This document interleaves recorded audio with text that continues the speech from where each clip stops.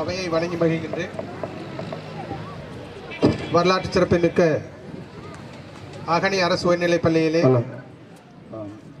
எங்களுடைய நடுநிலைப் பள்ளியாக இருந்து பள்ளியின் தலைமை ஆசிரியர்களை பற்றி சில வார்த்தைகளை சொல்லியாக வேண்டும்.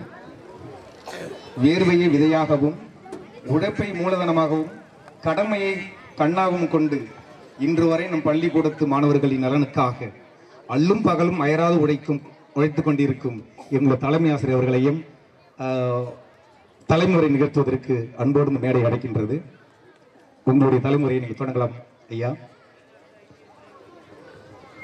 மீண்டும் அனைவரையும் வணங்கி மகிழ்கின்றேன். இந்த வரலாற்று சிறப்புமிக்க அகனி அரசு உயர்நிலைப் பள்ளியானது நாடு சுதந்திரம் அடைவதற்கு முன்னராக தொடங்கப்பட்ட ஒன்று என்பதை நாம் இங்கு நினைவு கொள்ள வேண்டும். 1947-48 ஆண்டு காலங்களில் இந்த குக் கிராமத்தில் தொடக்கப்பள்ளியாக தொடங்கப்பட்டது. ஏறக்குறைய 24 ஆசிரியர் பெருமக்கள் இங்கு பணிபுரிந்திருக்கின்றார்கள். 400க்கும் மேற்பட்ட மாணவ கண்மணிகளை இங்கே பயிற்றுவித்திருக்கின்றார்கள். அப்படிப்பட்ட வரலாற்று சிறப்புமிக்க அந்த தொடக்கப்பள்ளியானது படிப்படியாக உயர்ந்து நடுநிலைப் பள்ளியாக தரம் உயர்த்தப்பட்டு 2011ஆம் ஆண்டு அரசு உயர்நிலைப் பள்ளியாக உயர்ந்து நம் கிராமம் முழுவதும் சிறப்பாக பேசப்பட்டு வருகின்ற பள்ளியாக விளங்குகிறது. இந்த பள்ளியை வளர்த்தெடுக்க நம் ஊராட்சியைச் சேர்ந்த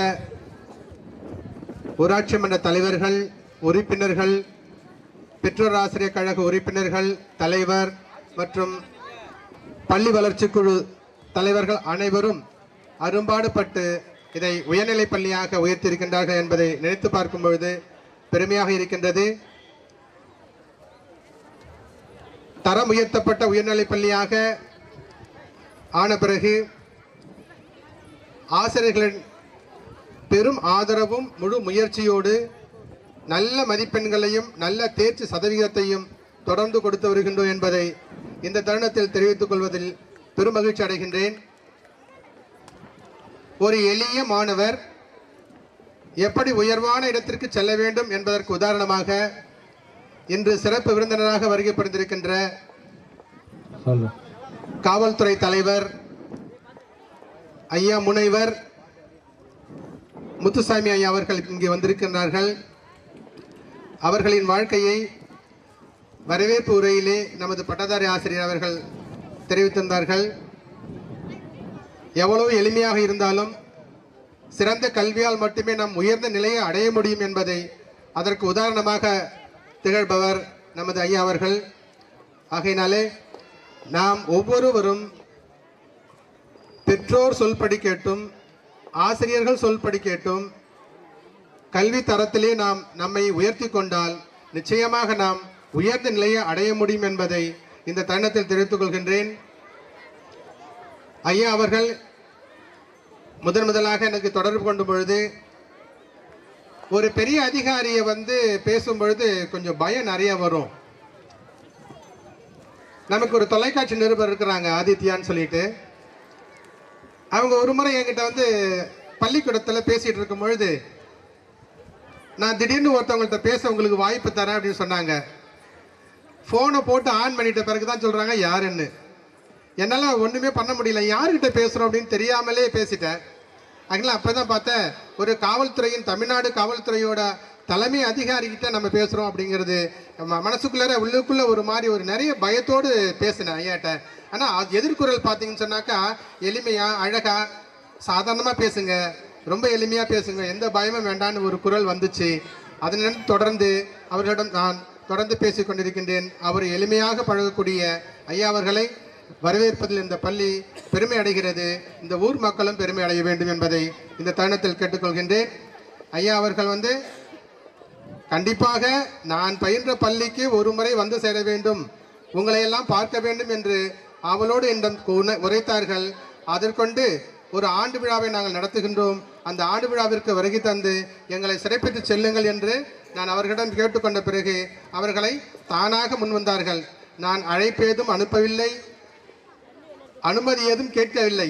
அப்படி ஒரு உயர்ந்த எளிமையான குணத்தை கொண்ட ஐயா அவர்கள் இப்பொழுது நம்மிடம் வந்திருக்கின்றார்கள்.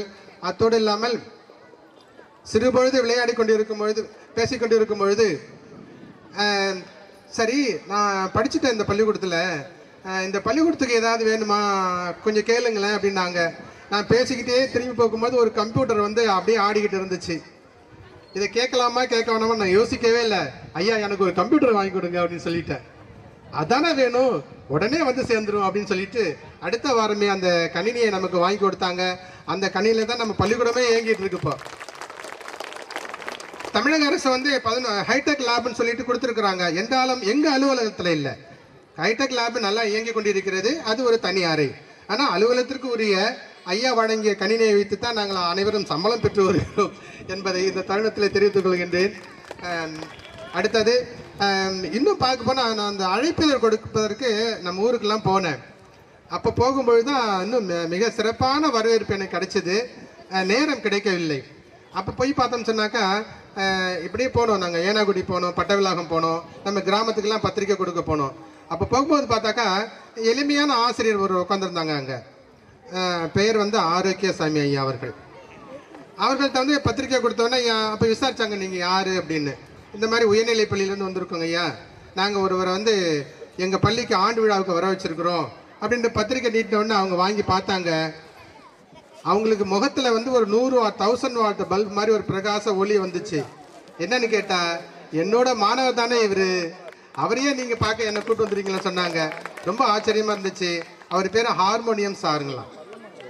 அப்போ அந்த பிராயத்தில் பள்ளிக்கூடத்து நிகழ்ச்சிகளில் அத்தனையிலும் என்ன பண்ணிருக்காங்க, அவங்க தான் ஹார்மோனியம் வாசித்து பாடல்களை இயற்றி பாடி அந்த நம்மளையெல்லாம் மகிழ்ச்சிருக்கிறாங்க. ஆனால் இப்போ பார்த்தீங்கன்னு சொன்னாக்க என்கிட்ட ஒரு கையேடு கொடுத்துருக்காங்க. அந்த கையேடு வாங்கி பார்த்தா 50 பாடல்கள் அடங்கிய ஒரு தொகுப்பு புத்தகம் கொடுத்துருக்காங்க. அதை நான் பெற்று வந்திருக்கின்றேன்.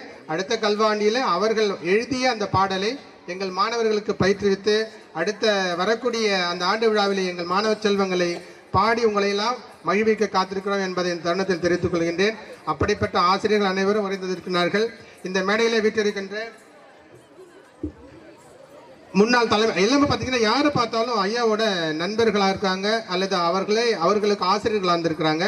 அத்தோடு இங்கு வருகை பண்ணிருக்கின்ற நம் ஊராட்சி மன்ற தலைவர் திரு என் மதியழகன் ஐயா அவர்களையும் ராஜேஷ் அவர்களையும் ஐயப்பன் சார் அவர்களையும் மற்றும் மேடையில் அரங்கேற்று இருக்கின்ற அத்தனை நல்ல உள்ளங்களையும் இந்த தருணத்திலே வருகை என்ற வரவேற்று என்னுடைய தலைமை உரையை முடைக்கின்றேன். நன்றி, வணக்கம்.